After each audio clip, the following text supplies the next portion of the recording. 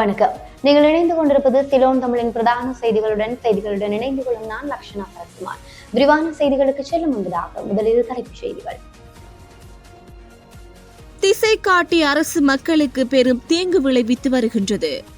விரைவில் நோர்வுட் பிரதேச சபையில் இலங்கை தொழிலாளர் காங்கிரஸ் ஆட்சி அமைக்கும். இலங்கையில் முதலீட்டு வாய்ப்புகள் குறித்து ஆராய்வு. புதுப்பிக்கத்தக்க வலுசக்தி குறித்த பொது ஆலோசனை கூட்டம் இன்றைய வானிலை முன்னறிவிப்பு. இனி விரிவான செய்திகள். பலவீனமான விடைத்திறனற்ற பொய் சொல்லும் ஏமாற்றும் தற்போதைய அரசாங்கம் நாட்டு மக்களுக்கு பெரும் தீங்கு விளைவித்து வருகின்றது. நேற்று திடீரென எரிபொருட்களின் விலை அதிகரிப்பை செய்துள்ளது. எரிபொருள் விலையை அதிகரித்து தற்போதைய அரசாங்கம் கடந்த தேர்தல் காலங்களில் ஏலவே காணப்படும் எரிபொருள் விலை சூத்திரத்தை மாற்றுவோம் என கூறியது. போதாக்குறைக்கு துறைமுகத்தில் இறக்கப்படும் எரிபொருளை அதே விலையில் நுகர்வோருக்கு பெற்றுத் தருவோம் என உரக்க தெரிவித்தது. துறைமுகத்தில் ஒரு விலைக்கு இறக்கப்படுகின்றது, பின்னர் பொதுமக்களுக்கு மற்றொரு விலையில் விற்கப்படுகின்றது. ஊழல், மோசடி, திருட்டு மற்றும் லஞ்சம் போன்றனவையே இதற்கு காரணம். இவை அனைத்தையும் நிறுத்துவோம்.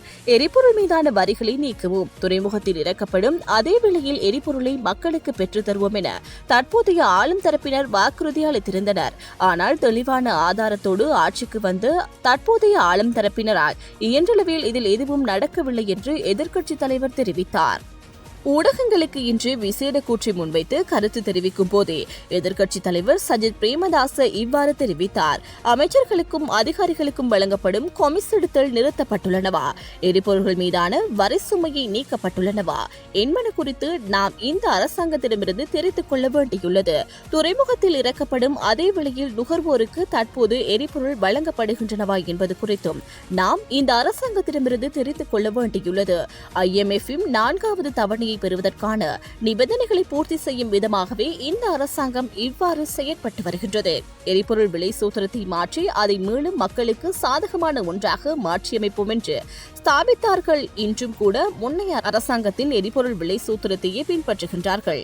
எரிபொருள் விலையேற்றம் செய்யப்பட்டதன் அடிப்படையே நாம் தெரிந்து கொள்ள வேண்டியுள்ளது என்று எதிர்க்கட்சித் தலைவர் சஜித் பிரேமதாஸ் தெரிவித்தார். இந்த அரசாங்கம் இன்று மக்களை ஏமாற்றி பொய் சொல்லி தவறாக வழிநடத்தி வருகின்றது.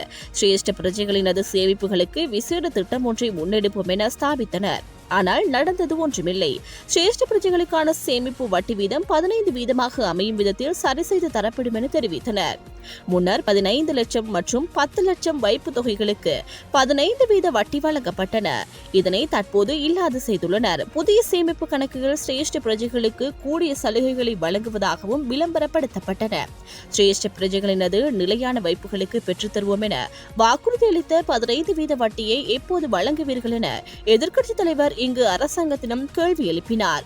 மருந்துகள் மற்றும் உபகரணங்களுக்கு தட்டுப்பாடு நிலவுகின்றன. உயிர்களை காக்க தேவையான உபகரணங்கள் போதுமானதாக இல்லை என்று இதற்கு முன்னர் பல தடவை எதிர்க்கட்சி சுட்டிக்காட்டியுள்ளது. பல உபகரணங்கள் பலந்தடைந்துள்ளன. கொழும்பு தேசிய வைத்தியசாலையில் காணப்படும் MRI ஸ்கேனிங் இயந்திரம் தற்போது செயலிழந்துள்ளது. நோய்வாய்ப்பட்டவர்கள் இந்த பரிசோதனை நடவடிக்கையை வெளியில் செய்ய வேண்டி வருகின்றது.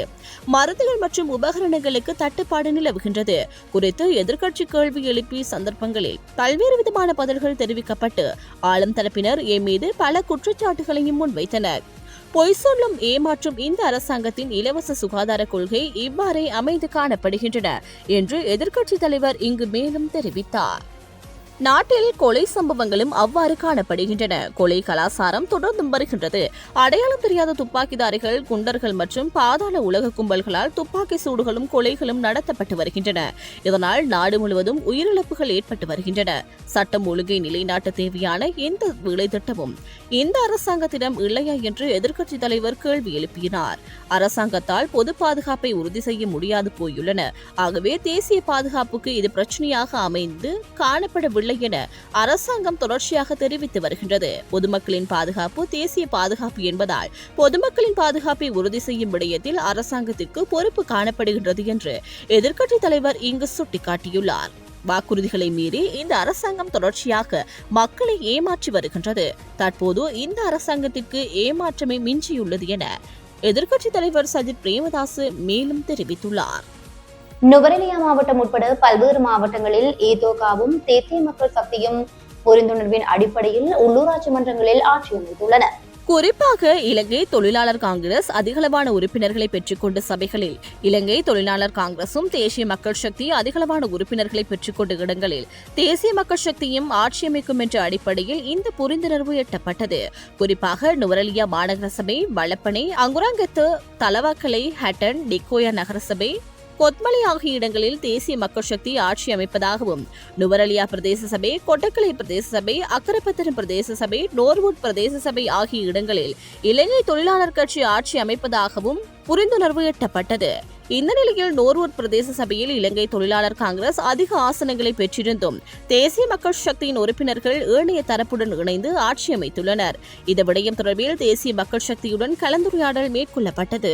நோர்வுட் பிரதேச சபையில் போட்டியிட்டு ஏனைய கட்சிகளை விட அதிகமான வாக்குகளை பெற்று இலங்கை தொழிலாளர் காங்கிரஸ் முதலிடத்தை பெற்றதனால் மக்கள் ஆணையை தேசிய மக்கள் சக்தி மதிப்பதாகவும், மக்கள் ஆணையை நிலைநாட்டுவதற்கான தேவையான நடவடிக்கையை மேற்கொள்வதாகவும் இந்த கலந்துரையாடலின் போது இலங்கை தொழிலாளர் காங்கிரஸ் தலைவர் செந்தில் தொண்டமானிடம் தெரிவித்தனர். மேலும் விரைவில் நோர்வுட் பிரதேச சபையில் இலங்கை தொழிலாளர் காங்கிரஸ் ஆட்சி அமைக்கும் என்று இலங்கை தொழிலாளர் காங்கிரசினுடைய தலைவர் செந்தில் தொண்டமான் தெரிவித்துள்ளார். இலங்கையின் எரிசக்தி உள்கட்டமைப்பு, டிஜிட்டல் பொருளாதாரம், சுற்றுலா, விவசாயம் மற்றும் தொழில் முனைவோரின் திறன் மேம்பாடு ஆகியவற்றில் புதிய முதலீடு வாய்ப்புகளில் கவனம் செலுத்தியுள்ளதாக இந்திய தொழில் முனைவோர் தெரிவித்துள்ளனர். தற்போதுள்ள முதலீட்டு வாய்ப்புகளை மேலும் மேம்படுத்தல் மற்றும் புதிய முதலீட்டு வாய்ப்புகள் ஆராயப்படுதல் ஆகியவற்றை நோக்கமாக கொண்டு இந்திய கைத்தொழில் சம்மேளனத்தின் ஒருங்கிணைப்பின் கீழ் பல முக்கிய இந்திய நிறுவனங்களின் பிரதானிகள் உட்பட சுமார் 20 இந்திய தொழில் முனைவோர் குழு எமது நாட்டில் செயற்பாட்டில் உள்ள திட்டம் ஒன்றில் பங்கேற்கின்றது. இந்த குழு இன்று பிற்பகல் ஜனாதிபதி அலுவலகத்தில் ஜனாதிபதி அனுரகுமார திசாநாயக்கவை சந்தித்த போது இவ்வாறு தெரிவித்தது. இந்தியாவிற்கு அண்மையில் மேற்கொள்ளப்பட்ட உத்தியோகபூர்வ விஜயத்தின் போது ஜனாதிபதி அனுரகுமார திசாநாயக்கவின் அழைப்பின் பேரில் இந்த குழு இலங்கை வந்துள்ளது. பல பாராளுமன்ற உறுப்பினர்கள் மற்றும் அமைச்சர்களுடனும் இலங்கை முதலீட்டு சபை போன்ற முன்னணி அரசு நிறுவனங்களுடனும் அவர்கள் கலந்துரையாடியுள்ளனர். இலங்கையின் பொருளாதார ஸ்திரத்தன்மை முதலீட்டாளர்களுக்கு மிகவும் உகந்த சூழலை உருவாக்கியுள்ளது என்று ஜனாதிபதி அனுரகுமார திசாநாயக்க தெரிவித்தார். நாட்டின் சிறந்த பொருளாதார நிலைமை மற்றும் முதலீட்டிற்கு உகந்த சூழலை உருவாக்க அரசாங்கம் எடுத்துள்ள நடவடிக்கைகள் குறித்து இந்த தொழில் முனைவோருக்கு ஜனாதிபதி விளக்கினார். பாரிய அளவிலான முதலீடுகளை தக்கவைக்க அவற்றை பராமரிக்க தேவையான சட்ட கட்டமைப்பையும் நிறுவன கட்டமைப்பும் வலுப்படுத்தப்பட்டுள்ளதாகவும், தற்போதைய அரசாங்கத்தின் கீழ் முதலீடுகளின் வீண்வரையம் மற்றும் ஊழலை தடுக்க நடவடிக்கைகள் எடுக்கப்பட்டுள்ளதாகவும் அவர் கூறியுள்ளார். குறிப்பாக பிராந்திய முதலீட்டாளர்களை எளிதாக ஈர்ப்பதற்கும் அவர்களுக்கு தேவையான வசதிகளை வழங்குவதற்கும் விசேட கவனம் செலுத்தப்பட்டுள்ளதாகவும், இந்தியாவிற்கும் இலங்கைக்கும் இடையில் பல துறைகளில் புதிய வணிக வாய்ப்புகளுக்கு வாய்ப்புள்ளதாகவும் ஜனாதிபதி சுட்டிக்காட்டினார்.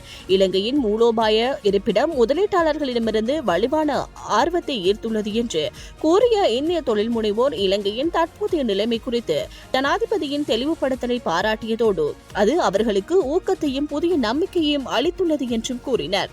தொழில் அமைச்சரும் பொருளாதார அபிவிருத்தி பிரதி அமைச்சருமான பேராசிரியர் அனில் ஜெயந்த் பெர்னாண்டோ, ஜனாதிபதியின் சிரேஷ்ட மேலதிக செயலாளர் ரோஷான் கமயே, இலங்கைக்கான இந்திய உயர்ஸ்தானிகர் சந்தோஷ் ஜா, இந்திய உயர்ஸ்தானிகர் அலுவலக அதிகாரிகள், இந்திய கைத்தொழில் சம்மேளனத்தின் முன்னாள் தலைவரும் ஐடிசி லிமிடெட் தலைவரும் முகாமைத்துவ பணிப்பாளருமான சஞ்சீவ் பூரி மற்றும் பல முன்னணி இந்திய நிறுவனங்களின் பிரதானிகள் இந்நிகழ்வில் கலந்து கொண்டனர். நாட்டில் புதுப்பிக்கத்தக்க வலுசக்தி அபிவிருத்தியாளர்கள் எதிர்கொள்ளும் சவால்களை அடையாளம் காண பொது ஆலோசனை கூட்டம் இன்று நடைபெறும் என்று பொது பயன்பாடுகள் ஆணைக்குழு தெரிவித்துள்ளது. பண்டார்நாயக்க சர்வதேச மாநாட்டு மண்டபத்தில் இன்று காலை 8 மணி முதல் மாலை 4 மணி வரை இதற்கான கருத்துக்களை வாய்மொழியாக பெற திட்டமிடப்பட்டுள்ளதாக ஆணைக்குழு அறிவித்துள்ளது.